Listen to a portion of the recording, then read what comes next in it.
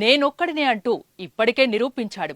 ఇప్పుడు తన వీరాభిమాని ఆపదలో ఉన్నాడని తెలిసి సర్కారు వారి సాయం లేకుండానే ఆ ఇంట్లో వెలుగులు నింపే బాలచంద్రుడయ్యాడు.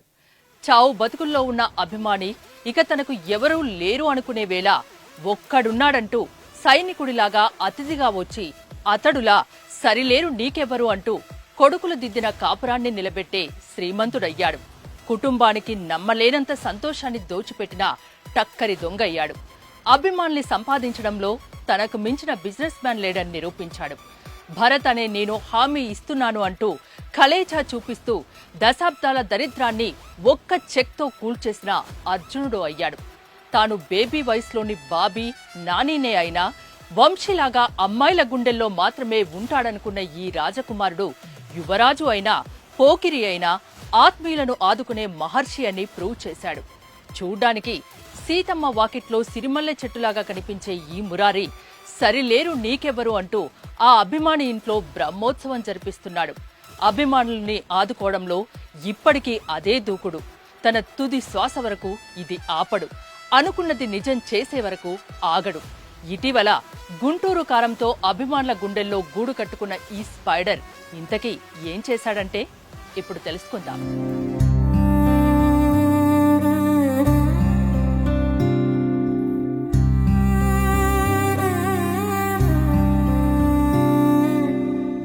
కృష్ణా జిల్లా మోపిదేవి మండలం పెదప్రోలు గ్రామ పంచాయతీ ప్రశాంత్ నగర్ లో కాకర్లముడి రాజేష్ అనే మహేష్ బాబు వీరాభిమాని ఉన్నాడు. ఇతడికి భార్య సుజాత, ముగ్గురు కుమారులు. అయితే రాజేష్ కు మహేష్ బాబు అంటే ఎంత పిచ్చంటే చిన్నతనం నుంచే ఆటో రిక్షా నడుపుకునే రాజేష్ మొదట మహేష్ బాబు తండ్రి కృష్ణ అభిమాని. ఆ అభిమానంతో తాను రిక్షా తొక్కితే వచ్చే డబ్బుల్లో సగం కృష్ణ సినిమాలకే ఖర్చు పెట్టేవాడు. ఒక్కో సినిమా కనీసం 10 సార్లైనా చూసేవాడు.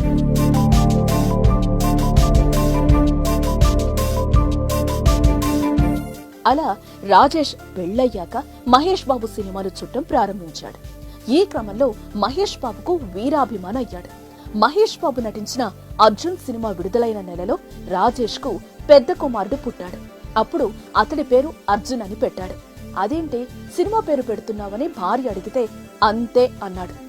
చుట్టుపక్కల వాళ్ళు బంధువులు కూడా అర్జున్ పేరు బాగానే ఉందిలే అన్నారు. అయితే కొద్ది రోజులకు రాజేష్, సుజాత దంపతులకు రెండో కుమారుడు పుట్టాడు. అప్పుడు మహేష్ బాబు నటించిన అతిథి సినిమా విడుదలైంది. అంతే, మరో మాట లేకుండా రెండో కొడుకు పేరు కూడా అతిథి అని పెట్టాడు. అప్పుడు కూడా గ్రామస్తులు, బంధువులు ఏంట్రా సినిమా పేర్లు పెడతావు, రేపు ఆ పిల్లలు పెద్దయితే నిన్ను తిట్టుకుంటారన్నా రాజేష్ అస్సలు ఒప్పుకోలేదు. అతిథి అని పేరు పెట్టేశాడు.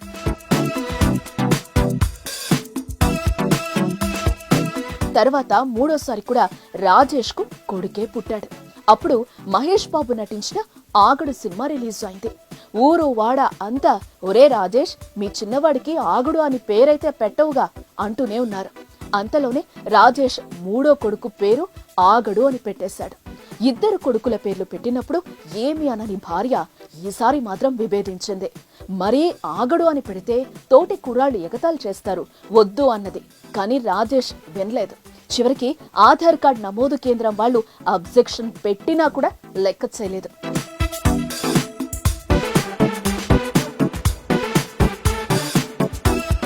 కాకర్లమూడి ఆగడు సన్ ఆఫ్ రాజేష్ పేరు మీద ఆధార్ కార్డ్ ప్రింట్ తీసుకుని ఇంటికొచ్చాడు. అయితే ఇంతటి వీరాభిమాని ఇప్పుడు చావు బతుకుల్లో ఉన్నాడు. కిడ్నీ ఫెయిల్యూర్ అయ్యి రోజులు లెక్కిస్తున్నాడు. అసలే నిరుపేద కుటుంబం కావడంతో పెద్ద కొడుకు అర్జున్ చెప్పుల షాప్ లో పనిచేస్తూ కుటుంబాన్ని పోషిస్తున్నాడు. తాను చనిపోయేలోపు మహేష్ బాబుని చూడాలనుంది, కనీసం మాట్లాడినా నా జన్మ ధన్యమవుతుందంటున్న రాజేష్ పరిస్థితి తెలుసుకున్న సుమన్ టీవీ రాజేష్ పై ప్రత్యేక కథనం ప్రసారం చేసింది.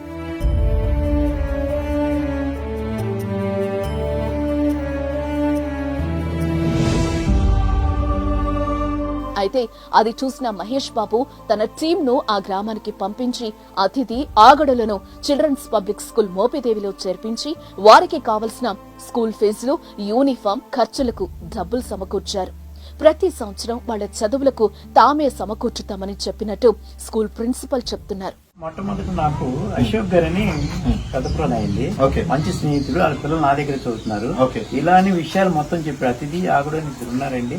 మహేష్ బాబు గారి ఫ్యాన్స్ వాళ్ళు ఇట్లా చదివించారండి, మీ చేతి కింద ఉండాలి ఇది అని అన్నారు.